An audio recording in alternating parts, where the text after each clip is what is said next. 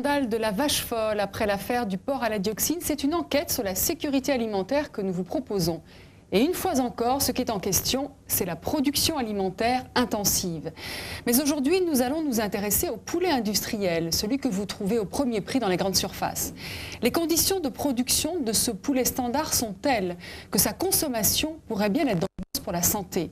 Notre reportage révèle entre autres les pressions exercées par les industriels sur les éleveurs pour produire plus vite et moins cher.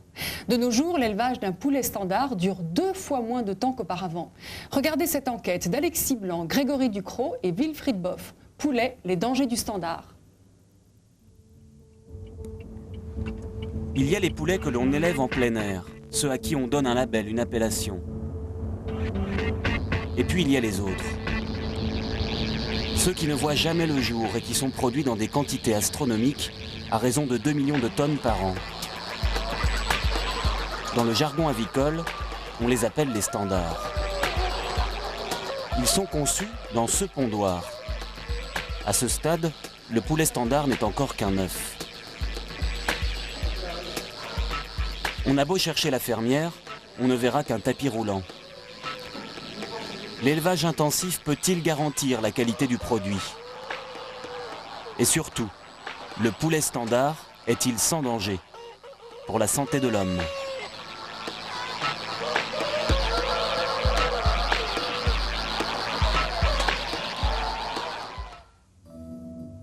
Il ne suffit pas de pondre un œuf, encore faut-il le couver.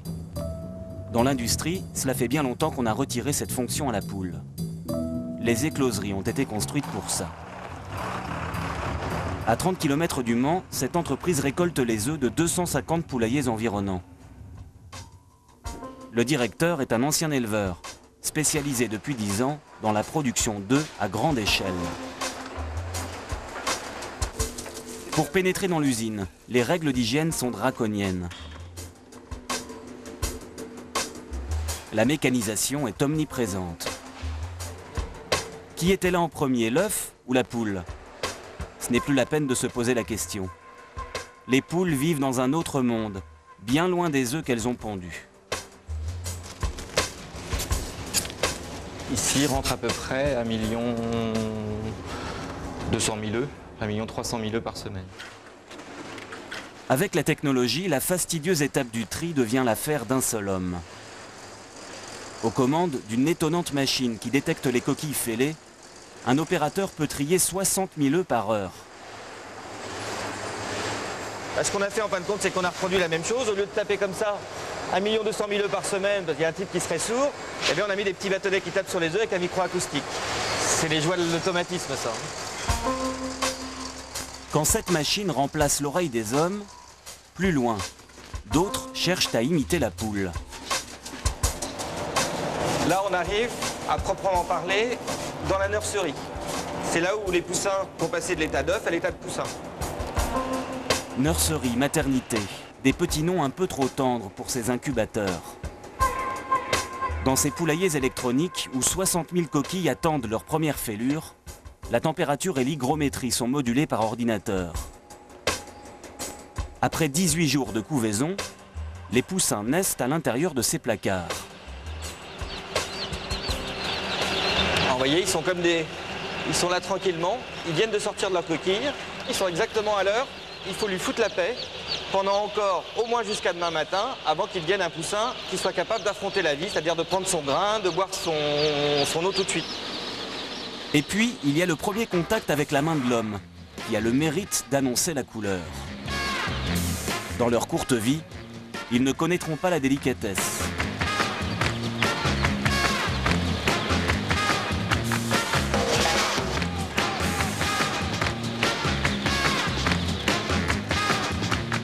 Les mâles sont séparés des femelles, c'est le sexage.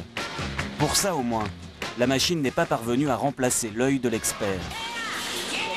Vaccinés à la chaîne, on les immunise de la maladie de Marek, une dégénérescence articulaire. Dans la nuque, une aiguille les pique. Dans toute notre chaîne de fabrication, on offre à nos clients un certain nombre de vaccinations qui leur évite d'utiliser des molécules chimiques. Donc le poussin est protégé dès le premier jour avec une flore qui est bonne, et ce qui fait qu'après, il n'y a pas besoin de mettre de molécules chimiques. Après 21 jours d'écloserie, 95% des œufs deviennent des poussins. Ils sont prêts à entamer leur carrière de poulet standard. Chaque semaine, des millions de poussins prennent la route en direction des élevages. La France est le premier producteur de l'Union européenne. Un quart de sa production est exportée. Vers ses voisins, mais aussi vers les pays du Moyen-Orient. Vonas, en plein cœur du pays de Bresse. La région est célèbre pour son poulet haut de gamme, labellisé. Mais ici comme ailleurs, on trouve des élevages de poulets standards, comme celui de Christian Chevat. Aujourd'hui, il se prépare à accueillir des tout petits poussins âgés d'1 jour. Leur arrivée est toujours un moment solennel. Donc voilà cette mangeoire qui m'avait échappé. En 36 ans de métier, Christian Chevat a compris toute l'importance de cette étape. Il ne faut pas rater l'adaptation de ces milliers de petits gallinacés qui sont loin de comprendre ce qui leur arrive. Le poussin, il arrive ici, il est éclos depuis ce matin. Il n'a rien vu d'autre, il est sorti d'une machine, hein, il n'a jamais vu de poule. On va le lâcher là-dedans, il faut qu'il se débrouille. Donc il faut quand même qu'on se mette un petit peu à sa portée, c'est-à-dire lui donner des points où il peut s'abreuver. Ça, ce sont des petits abreuvoirs, siphoïdes, vous voyez. Mais il faut donc lui donner la possibilité, partout où il se trouve, d'être bien, d'avoir chaud, spécialement sous les radiants, mais même à côté, ce qui lui permettra tout de suite d'aller trouver à manger, à boire facilement, quoi. Depuis la crise de la vache folle, les farines animales sont proscrites. Peu à peu, les protéines végétales comme le soja les ont remplacées. Cette mixture élaborée fait du poulet standard un vrai produit de consommation. Après une journée de transport, le livreur arrive enfin à bon port. Vous avez 2400 poussins sur chaque chariot. 2400 poussins, ça tient pas beaucoup de place. Dans les caisses, tout le monde semble avoir fait bon voyage. Christian se souvient d'autres arrivages, avec autant de morts que de vivants. À l'intérieur, la température est maintenue à 37 degrés pour minimiser le choc. On commence là-bas au fond, d'un côté, moi de l'autre. Comme il faut faire vite, l'éleveur ne prend pas de pincettes. C'est du petit poussin. Il n'a que quelques minutes pour les installer sous la chaleur de ses radiants. On va sortir les chariots tout de suite. Le reste, on les sortira là-bas parce qu'ils vont venir dans nos pattes. Parce ils sont tous là. Hein. Ah, putain. Il y en a un qui est droit. Hein. Allez, fermez la porte. Des charognes. La prochaine fois qu'ils verront la lumière, ce sera pour aller à l'abattoir. L'éleveur a moins de 40 jours pour faire de ce poussin de 30 grammes un poulet de 2 kilos. Il nous fallait 9 semaines pour le fabriquer il y a 25 ans. Aujourd'hui, on le fait en 6 semaines. Donc c'est un poulet, c'est une machine à produire la viande très très vite. Donc c'est une viande qui est un peu peut-être insipide, qui est peu goûteuse, une chair un peu grossière, une peau un peu épaisse, c'est la caractéristique de ces races à poulet, mais c'est des races à faire de la viande, quoi, à toute vitesse et à très bas prix. Parce qu'il ne faut pas oublier que les gens n'ont pas tous les moyens de manger un poulet de Bresse tous les jours. Un poulet de Bresse, ça coûte très cher. Et c'est normal que ça coûte cher, parce que ça coûte cher à produire. Donc c'est vendu très cher. Et donc sous la pression de toute la grande distribution, il a fallu faire une viande bon marché, et puis c'est celle-ci, quoi. Dans l'industrie du poulet, cet indépendant fait figure d'exception. Les autres éleveurs sont généralement liés par des contrats très stricts à de grands groupes. En Bretagne, où ils sont nombreux, on les appelle les intégrés. Ancien producteur de chou-fleur, Patrick Le Saint s'est converti à l'élevage en 1990, quand le marché était en plein boom. Intégré, cela signifie prestataire d'un groupe. Le groupe décide de tout, la date de livraison des poussins, le type de nourriture, le prix de rachat des poulets. Pour la première fois, nous allons pénétrer dans un élevage intensif. 40 000 poulets, les uns sur les autres, jusqu'à 25 bêtes par mètre carré. L'air saturé d'ammoniac est irrespirable. L'élevage industriel dans tous ses excès, les conséquences du système d'intégration. Ah ouais, mais vous savez, parler d'intégration, c'est assez délicat parce que, surtout parler des intégrateurs, c'est assez délicat pour un éleveur. Parce que, bon, tout le monde connaît le système, mais j'ai longtemps de ne pas en parler parce que c'est pour ma part beaucoup plus dangereux quand on connaît le système. Il exerce des pressions? Quoi? Il exerce des pressions? Donc je pense que ne rien dire, c'est en dire assez, je pense. Pour mieux comprendre, il faut remonter à la crise de la vache folle. Le marché est florissant. Les intégrateurs importent du poulet de Thaïlande et du Brésil. Aujourd'hui, on mange de nouveau du bœuf, mais les poulets continuent d'être importés. Dans ce climat de surproduction, les éleveurs français préfèrent se taire par peur de voir les intégrateurs se passer de leurs services. Depuis la crise, les revenus ont baissé entre 30% et 80% chez les éleveurs. Alors aujourd'hui, je me pose la question, est-ce que j'ai fait un bon calcul, un bon choix de partir, d'investir 3 millions de francs pour dégager au bout de 13 ans de boulot, dégager un SMIC? Est-ce que j'aurais pas mieux fait de choisir un autre métier? Je me pose la question. De toute façon, cet éleveur n'a guère le choix. Il devra payer ses dettes pendant encore 10 ans. L'œuf, le poussin, le poulet. À toutes les étapes, l'élevage du standard dévoile sa seule logique, la productivité. L'intégrateur de notre éleveur est le leader européen du poulet. Nous décidons de contacter un responsable. Oui, monsieur. Oui, bonjour. Oui, bonjour, je suis Alexis Blanc de France 2. Nous faisons un reportage sur la filière avicole. Vous faites ça dans quel cadre? Dans une journal télévisé ou pour une émission spéciale, non? C'est pour envoyer spécial. Ah, c'est pour envoyer spécial. Mm. Écoutez, quand vous voulez, enfin quand vous voulez, on va ouvrir nos carnets. Ouais. Le rendez-vous est pris pour le surlendemain. En attendant, nous rencontrons un autre éleveur. Depuis un an, Joël Ramonet est au chômage technique. Son intégrateur, un autre groupe, l'a laissé tomber du jour au lendemain, en cessant de lui livrer ses poussins. Ces pratiques ont provoqué en elle un profond dégoût. Personne n'ose dire, moi je suis aussi dans la merde, quoi. Personne ne le dira.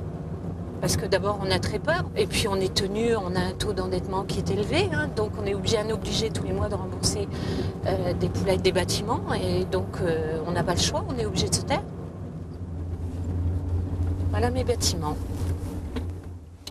Au bord de la faillite, Joël Ramonet doit pourtant continuer à rembourser son poulailler vide. Fait rarissime dans la profession, elle envisage d'attaquer en justice son ancien intégrateur.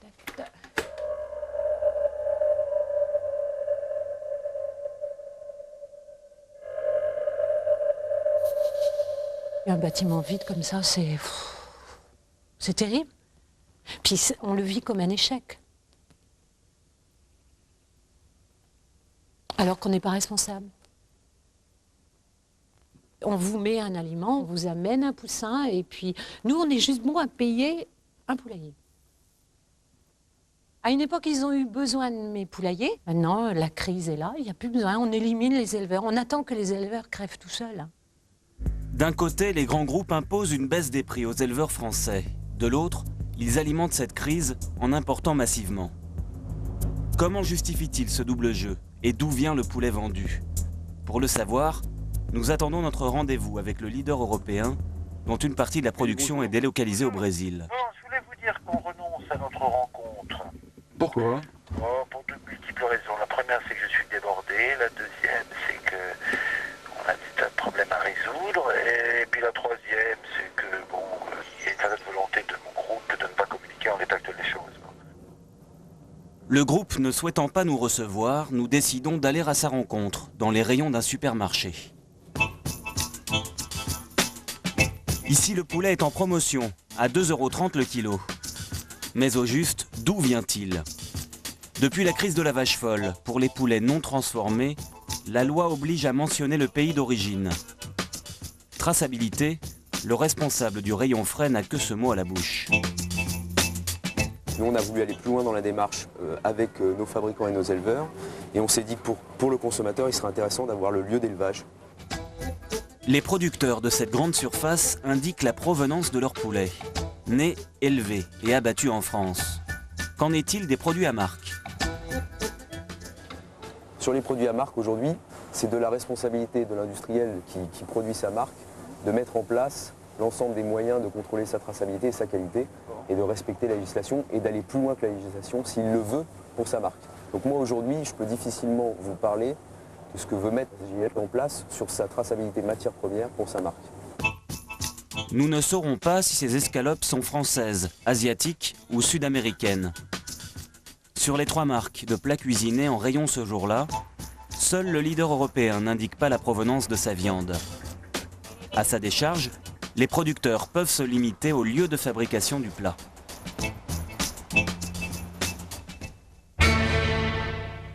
Dans cet élevage des Côtes d'Armor, un spectacle édifiant se prépare.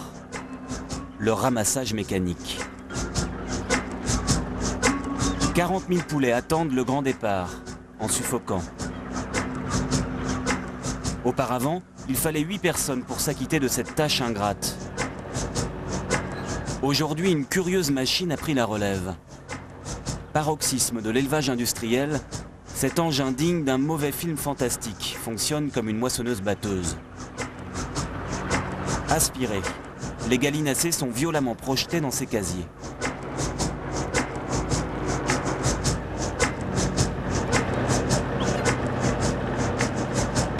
Le stress ressenti par ces animaux a-t-il des conséquences sur leur santé et sur la qualité de la viande? Nous aimerions interroger des spécialistes, mais aucun d'entre eux ne souhaite répondre à nos questions. Fulgent, Vendée. Ce vétérinaire avicole se rend dans un élevage malade. Sur les 6 vétérinaires contactés, Dominique Valois est le seul à avoir accepté d'être suivi par une équipe de télévision. Bonjour Tony, ça va ce matin? Ouais. Bon. Anthony Caillé a 45 000 bêtes. Malgré un premier traitement aux antibiotiques, ces poulets continuent de mourir. Ouais, c'est un sujet anormal ça. Le vétérinaire effectue une seconde visite pour comprendre les raisons de cet échec. Peut-être pas. Hein. Un petit peu quand même. Non, ouais, tu trouves? Non, il a fait de la beauté. Hein. Ouais. Il a bien mangé. Il n'a pas de diarrhée non plus. Ouais, il n'a pas de diarrhée. On voit qu'il n'a pas d'articulation normale. Oui, c'est vrai qu'il a bu. Il n'a pas d'écoulement, tu vois, je crois pas. Non, non. Non, il n'est pas tout à fait. Il a le droit de vivre. En fait, on peut comparer ce niveau de production à l'âge de ces animaux à des enfants qu'on met en crèche. Eh bien, dès que vous avez un petit qui a la grippe dans une crèche, en général, vous avez le risque d'avoir la grippe sur d'autres enfants de la crèche. Pas tous, mais sur un certain nombre. Eh bien, c'est un peu le même positionnement. Dans les élevages intensifs, les maladies respiratoires et digestives sont monnaie courante. Un changement de température, une détérioration de la litière, et l'éleveur doit recourir aux antibiotiques. En bâtiment clair, c'est des animaux qui grattent beaucoup la paille, donc qui aèrent beaucoup la litière, ce qui fait qu'une litière aérée produit plus d'ammoniac. C'est pour ça qu'on a ce gaz qu'on sent, qui peut les irriter. Alors, il faudra espérer quand même pouvoir ventiler plus. Il sera obligé d'ouvrir un peu plus. Quand les animaux vont grandir, l'éleveur pourra ouvrir un peu plus, c'est qu'ils vont se couvrir en plumage. Donc, ce qui fait que ce gaz va disparaître. Et on évitera de voir apparaître des maladies respiratoires, parce que c'est l'irritation par ce gaz qui peut ensuite causer des maladies respiratoires. Pour les poulets comme pour les hommes, il arrive que l'on pratique des autopsies. Celle-ci confirme l'entérite nécrotique, une diarrhée mortelle pour l'animal.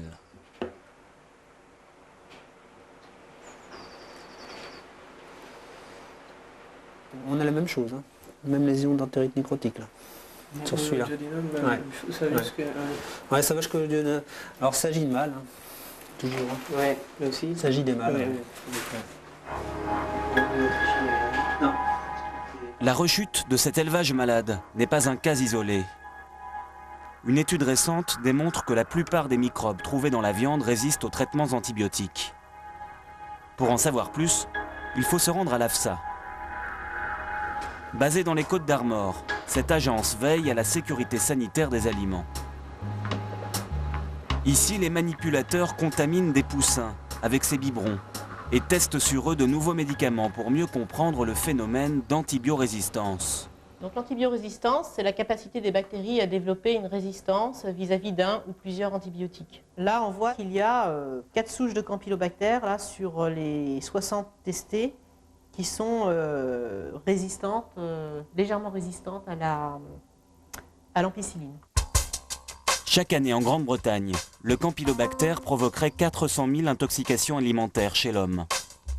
En France, il n'existe aucun chiffre, mais l'AFSA recommande la vigilance.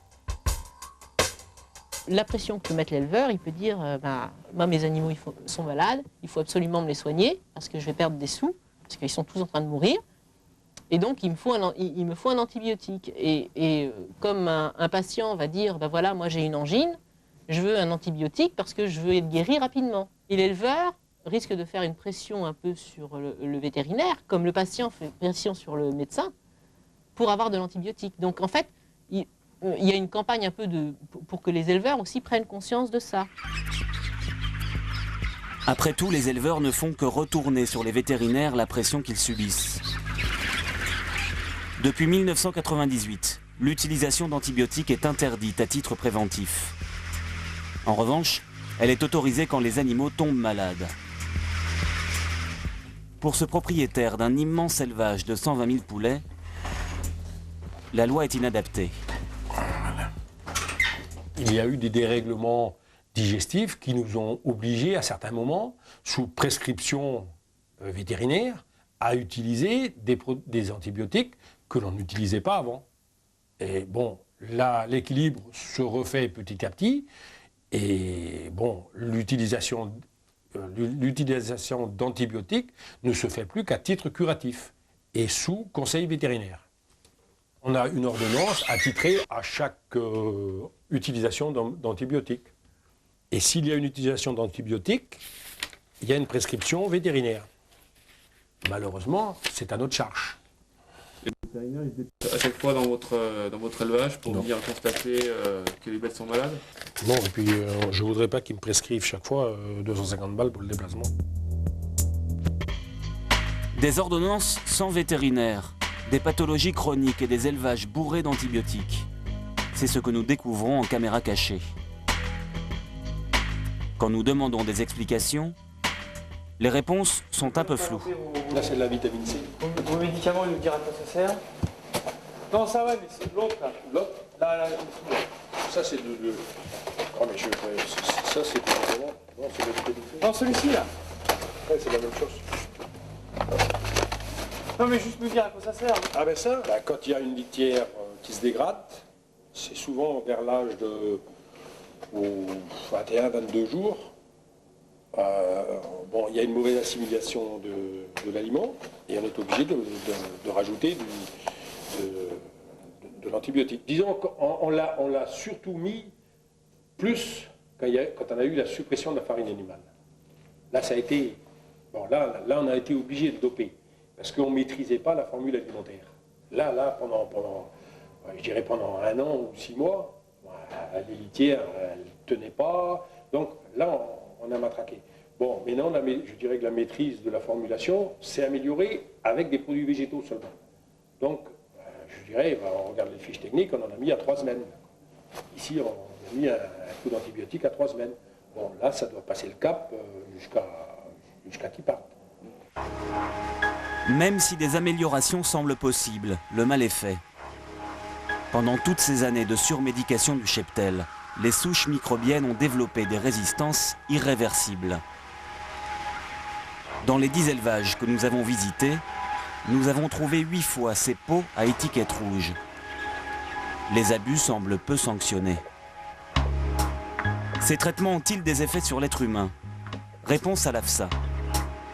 Si un humain est infecté par une salmonelle résistante à l'ampicilline et qu'il prend effectivement, qu'il est traité lui-même par son médecin avec de l'ampicilline, on peut effectivement avoir un échec thérapeutique et des complications au niveau du patient. Une salle de réanimation au service des maladies infectieuses de l'hôpital Bichat, à Paris. Ici, les pathologies n'ont aucun rapport avec la consommation de poulet. Mais pour le professeur Régnier, spécialiste des maladies nosocomiales, l'antibiorésistance chez l'homme est un sujet d'étude et d'inquiétude. Elle est parfois d'origine alimentaire. Il y a 20 ou 30 ans, on avait une quantité considérable d'antibiotiques qui étaient actifs à peu près sur toutes les bactéries qu'on pouvait rencontrer. Parce que les bactéries, il y en a de beaucoup de sortes, donc il faut beaucoup d'antibiotiques. Et puis, depuis 2 à 3 décennies, on a vu des populations bactériennes, par exemple le staphylocoque, mais beaucoup, c'est juste un exemple, qui ont développé des résistances et même des multirésistances. Multirésistances, c'est-à-dire résistants non pas à une classe d'antibiotiques, parce qu'il y a beaucoup de classes d'antibiotiques, mais à 5, 10 classes d'antibiotiques. Et il est clair que ces patients-là, eh bien, nous avons aujourd'hui beaucoup de difficultés pour les traiter, beaucoup plus de difficultés que nous en avions il y a 20 ans. Aucune nouvelle molécule antibiotique n'est prévue avant 10 ans. Il faut donc s'attendre à voir augmenter les décès causés par ces microbes résistants. Aux États-Unis, on les estime à 5000 par an. C'est un phénomène pour lequel il est juste de reconnaître que dans beaucoup de pays, mais notamment en France, il y a eu un sacré retard à l'allumage dans la prise en compte de ce problème. Allons-nous arriver, après avoir connu, il y a plus de 60 ans, l'ère pré-antibiotique, à une ère post-antibiotique? Le post-antibiotique est encore loin pour l'homme. Quant au poulet, seules des meilleures conditions d'hygiène pourront faire reculer les maladies. Comme dans toutes les formes d'élevage intensif, il y a toujours des agriculteurs qui n'adhèrent pas et qui résistent. C'est le cas de Bernard Biotto, un ancien de l'industriel, passé dans le camp du bio il y a 5 ans. Tous les matins vers 7 h, il rend visite à ses poussins. Ses manières délicates contrastent sévèrement avec tout ce que nous avons vu jusqu'à présent. Donc on frappe un petit coup avant de rentrer pour les prévenir que on va rentrer les voir, donc ils vont être moins surpris quand j'ouvre la porte. Tout de suite, ils vont être plus attentifs, quoi. Cet élevage n'a rien de commun avec l'univers surpeuplé des autres poulaillers. Ces poussins nourris aux céréales et aux minéraux ne sont que 8 par mètre carré, soit 3 fois moins qu'en standard. Quand ils auront 6 semaines, ils pourront sortir dans un parc de 800 mètres carrés, s'ils en ont envie. Je dirais que là, on a plus le temps de voir les animaux grandir, les élever vraiment, parce qu'on va les avoir pendant plus de 90 jours, que sinon on n'a même pas le temps de les voir, quoi. Ça correspond plus à de l'élevage d'animaux quand même, quoi. Je suis enfin heureux d'être agriculteur. C'est comme ça que je conçois mon métier. Rien ne presse. Pour grossir, ces poulets-là ont tout leur temps. Ils ont 3 mois pour remplir leurs objectifs quand leurs collègues du standard n'ont que 35 jours. D'après l'éleveur, en bio, les maladies sont rares. Il dit préférer les médecines douces aux antibiotiques. On n'est pas toujours là en train de vouloir donner des produits pour qu'ils poussent encore plus vite, ou dès qu'il y a un petit souci, il faut réagir très vite pour enrayer ce petit souci-là, tandis que là, ils vont aussi prendre le temps eux-mêmes de faire face à ces petits soucis, quoi. On va les aider, effectivement, avec parfois des produits, comme je vous disais, des produits à base de plantes ou des choses comme ça, qui vont les aider. Mais c'est quand même l'animal qui va se sortir de sa mauvaise situation, quoi.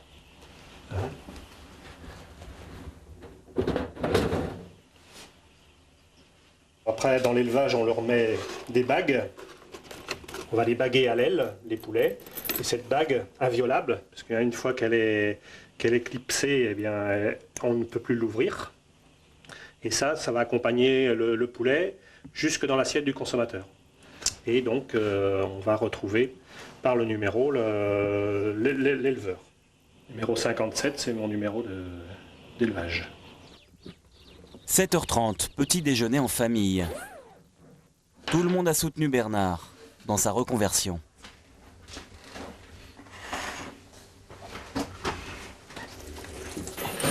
Le bio, vous avez commencé à y penser quand? Oh, c'était une longue réflexion. Au départ, c'était pas forcément le bio, c'était comment travailler mieux, quoi. Essayer de faire des produits de qualité. C'était surtout ça mon souci. Être fier de ce qu'on pouvait produire. Donc ça a été une longue évolution. Donc le fait d'hésiter nous-mêmes à manger nos propres produits, je me disais non, c'est pas cohérent avec ce que je m'imagine de mon métier d'agriculteur, où on doit être fier de ce qu'on produit et heureux que le consommateur puisse en manger, quoi. Ça correspond mieux à son style de personne et puis ce qu'il pense vraiment de l'agriculture, quoi. Je crois que ça, il a réussi à atteindre son objectif, quoi. Là, c'est clair qu'il est plus à l'aise. Aujourd'hui, le bio est marginal, 2% de la production. Cette part est appelée à progresser, mais il existe aussi une classe intermédiaire, celle du label rouge. Ces conditions d'élevage n'ont rien à voir avec le standard. Il prend l'air, il est moins souvent malade, donc moins souvent traité. Le label rouge est un peu plus cher, mais la qualité a un prix. Si le standard est aussi bon marché, vous savez maintenant pourquoi.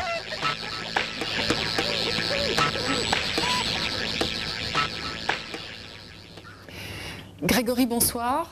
Vous avez réalisé cette enquête avec Alexis Blanc. Alors, première question sur votre enquête, justement, sur les conditions de travail.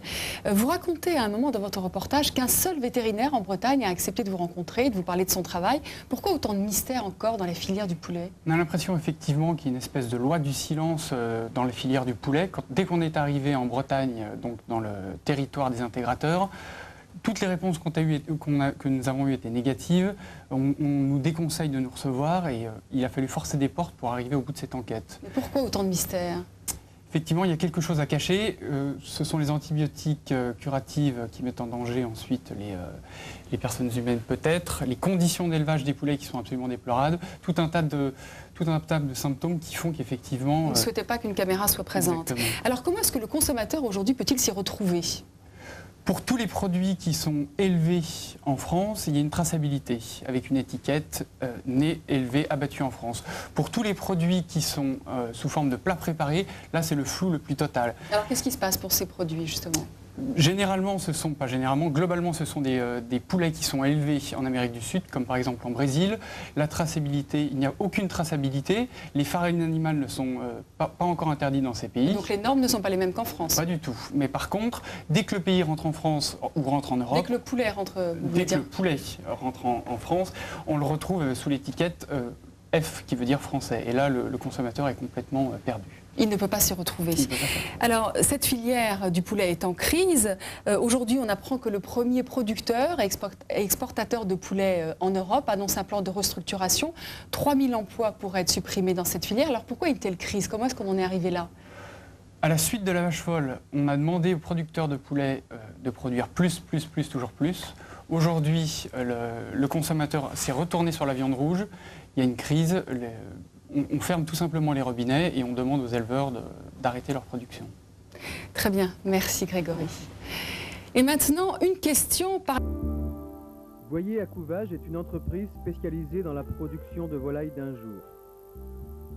Dirigée par Jean-Michel Boyer, l'entreprise a été créée en 1951 par ses parents, Jeanne et Pierre Boyer. Au début, on a fait et poussin et poulet de chair. Mais comme on nous demandait du poussin, on a vu que la vente en était plus facile, c'était beaucoup plus prometteur. On est parti au bout d'un an peut-être sur la couvage, quoi. Boyer à Couvage, c'est aujourd'hui 3 sites de production. La Villonnière,